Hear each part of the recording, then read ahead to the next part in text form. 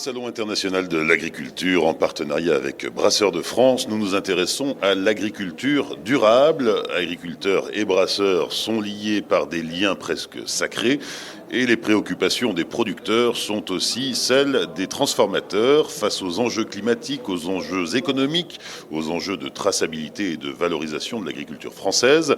La recherche est permanente. Pour aborder ce sujet, je reçois Madeleine Sargeret de la ferme brasserie du Vexin en Ile-de-France et Franck Charnet, responsable développement durable chez Brasserie Cronenbourg. Pour débuter, le premier constat que l'on peut faire, c'est que la moisson 2024 a été l'une des pires de ces 40 dernières années. Est-ce que c'est inquiétant, Madeleine ? C'est inquiétant, on est habitué à faire face aux enjeux climatiques puisque travaillant avec la terre constamment, on s'y habitue, mais c'est vrai que là, cette année, ça a été particulièrement difficile. On a beaucoup entendu parler, ces peut-être 40 dernières années d'agriculture intensive. Aujourd'hui, est-ce qu'on a tendance à lever le pied ? Est-ce qu'on va toujours dans ce sens-là ? Est-ce qu'on a une approche plus humble peut-être de la terre et de ce qu'elle peut nous apporter ? Alors nous, personnellement, on est une ferme brasserie, on existe depuis 24 ans. J'ai toujours connu mon père faire de l'agriculture raisonnée. Mais c'est vrai que depuis ces 15-20 dernières années, les agriculteurs ont pris conscience que les produits phyto n'étaient pas forcément très très bons. Et l'agriculture raisonnée, c'est vraiment quelque chose qui est très courante et très encouragée. Pour créer un modèle plus vertueux, Franck ? Sans doute, on va être confronté à des événements climatiques de plus en plus extrêmes, mais donc il faut aider les agriculteurs à être plus résilients et l'agriculture à être plus résiliente. Et c'est la voie que l'on a choisie en développant la première filière d'orge responsable tracée sur les principes de l'agriculture régénérative. Oui, alors ça, c'est un projet qui est porté par Brasserie Cronenbourg concernant la marque 1664, la première filière d'orge responsable tracée en France. 2025, ce sera la 4e année de récolte et vous avez atteint vos objectifs qui étaient, je le rappelle, de convaincre 250 agriculteurs de vous suivre pour 5000 hectares de culture et avec un objectif de production de 25 000 tonnes, ce qui représente à peu près 10% des besoins d'orge brassicole en France. Exactement, on a co-créé cette filière avec notre partenaire historique qui est Soufflet, le groupe InVivo. Et il s'occupe de recruter les agriculteurs, de les accompagner techniquement. Et puis cette filière est maintenant effectivement à son apogée, puisqu'on a recruté l'ensemble des agriculteurs nécessaires. Maintenant, il faut faire évoluer les cahiers des charges parce qu'on apprend en marchant autour de cette agriculture raisonnée, responsable, régénératrice. Il faut continuer à progresser, à accompagner les agriculteurs sur le terrain pour aller chercher maintenant encore moins de phyto, encore plus de biodiversité, encore moins de carbone émis, encore plus de carbone séquestré. Et donc, il y a encore plein d'axes de progrès. Quand on parle d'agriculture raisonnée, on n'est pas dans le bio, alors on parle de quoi ? Alors on parle en fait du respect de la terre, de l'écoute de la terre. Donc nous, ce qu'on fait, c'est qu'on fait des tours de plaine régulièrement. On regarde comment poussent nos céréales et est-ce qu'ils ont besoin ou non de produits, d'apports en plus. Et on guette aussi surtout s'il y a des maladies, parce qu'il ne faut pas oublier que les céréales peuvent être attaquées par des maladies ou bien des parasites ou des insectes qui peuvent détruire nos cultures. Donc c'est vraiment de faire attention à comment la plante pousse et comment on peut la protéger et l'aider à grandir. On a dit, Franck, 5000 hectares, mais c'est 5000 hectares réels ou il en faut un peu plus parce qu'après une moisson, on va laisser se reposer un champ avant de le semer à nouveau l'année suivante ?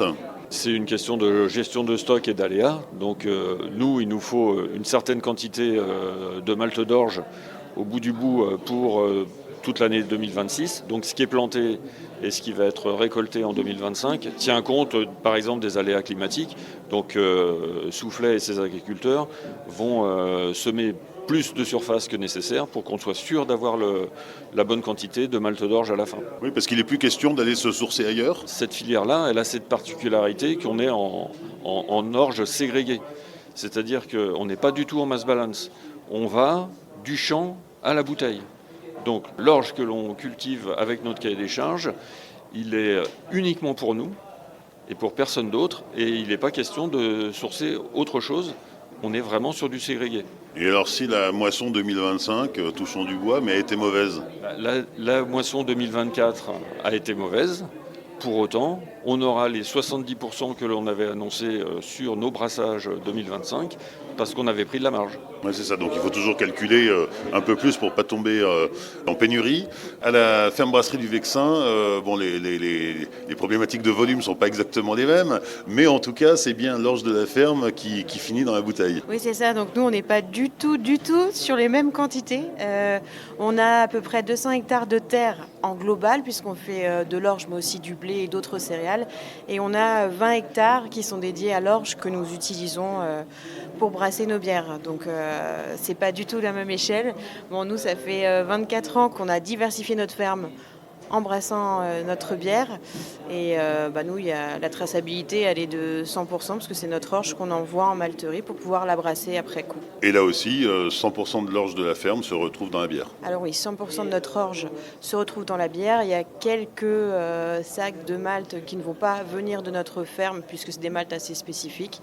Mais la grande majorité de nos bières est faite avec notre orge, en fait. Alors ça fait 24 ans, mais on se rend compte qu'aujourd'hui encore, les fermes brasseries, c'est quelque chose qui a le vent en poupe. C'est-à-dire que ça se développe. Je pense à un projet qui est en train de naître en Vendée, un petit peu partout en France.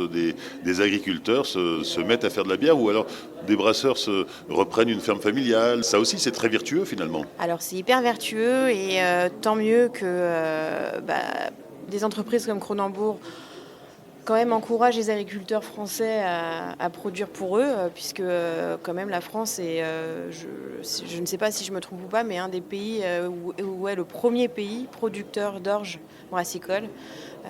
Donc c'est bien de nous mettre en valeur.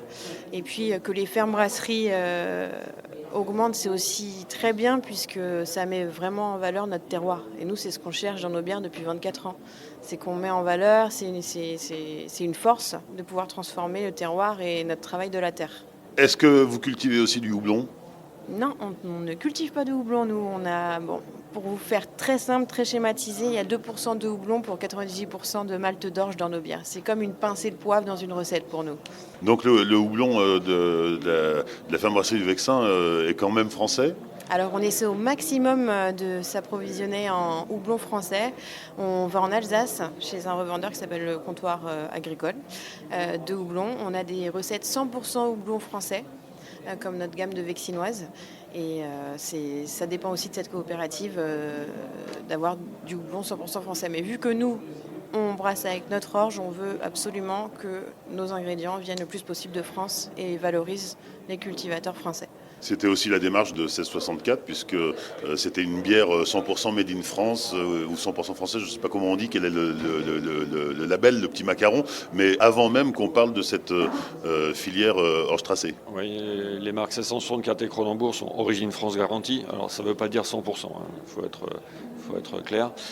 Pour autant, effectivement, sur 1664, on approvisionne aussi un houblon emblématique en Alsace, chez le comptoir agricole aussi, c'est le Strieselspalt. Le Strieselspalt, c'est la signature aromatique de 1664. C'est un houblon qui est extrêmement important pour notre marque et notre entreprise, compte tenu des volumes. Et donc, la Fondation des brasseries Cronenbourg a soutenu et même financé à 100% un projet pour définir et expérimenter des pratiques agroécologiques pour le houblon. Et je le redis parce que c'est peu connu. Le rapport d'étude, il est d'intérêt général et il est disponible à tous sur le site internet d'Interhoublon. Donc tous les houblonniers français qui veulent profiter de l'expertise des houblonniers alsaciens et du lycée agricole d'Aubernay, qui était le leader technique dans ce projet, c'est disponible. Donc en résumé, 1664 aujourd'hui, c'est du malt 100% français et du houblon 100% français également. Il y a plusieurs houblons. Mais effectivement, dans 1664, il y a 3 houblons qui sont issus d'Alsace, et le Strieselspalt en particulier, qui est le plus important. C'est valorisant pour l'agriculture française, et c'est aussi vertueux de produire ces bières à partir d'ingrédients français. Et peut-être plus encore quand on est une petite ferme brasserie au fond d'un parc naturel du Vexin. Ah bah oui, c'est super important. Ce qu'on peut dire en conclusion, c'est que finalement, on n'est pas encore arrivé, on n'est pas encore au bout du tunnel, il y a encore d'autres progrès à faire en termes d'agriculture durable et finalement les céréaliers, les houblonniers y travaillent. C'est quoi les prochains enjeux pour ces deux filières? Pour moi, l'enjeu, j'emploie souvent le terme de pérennité. Pérennité de l'agriculture, avec la résilience des exploitations, des cultures, la résistance aux maladies, etc. Mais aussi la pérennité des exploitants agricoles. Et hier, j'ai passé quasiment ma journée avec les houblonniers alsaciens. Ils sont passionnés, ils sont passionnants, ils sont engagés. Et c'est notre responsabilité en tant qu'utilisateur final de les soutenir, de les aider, de faire tout ce qu'on peut pour que les filières vivent et puis qu'eux-mêmes vivent, puissent transmettre leurs exploitations. C'est important pour eux, mais c'est important pour nous. Parce qu'encore une fois, on utilise des ingrédients qui sont uniques et qui font la spécificité de nos produits. Donc c'est notre responsabilité d'aider ces filières. Il ne faut pas oublier aussi que sans agriculteurs, le pays serait très très embêté.